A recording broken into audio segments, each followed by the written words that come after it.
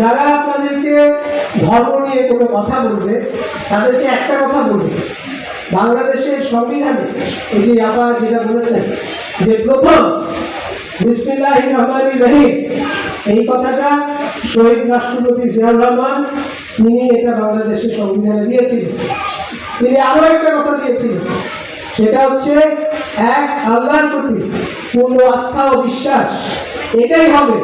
বাংলাদেশের কর্মকাণ্ডের সূচনা। অর্থাৎ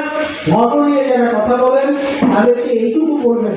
যে বিএনপি একটা দল যারা সম্পূর্ণভাবে এক আল্লাহর প্রতি পূর্ণ আস্থা ও বিশ্বাস রেখে আগামী দিনের দিনগুলোকে ইনশাআল্লাহ রচনা করবে এবং বাংলাদেশের ছেলেমেয়েরা যে যার যোগ্যতা যেই জায়গায় চাকরি পাওয়া উচিত ইনশাআল্লাহ সেভাবেই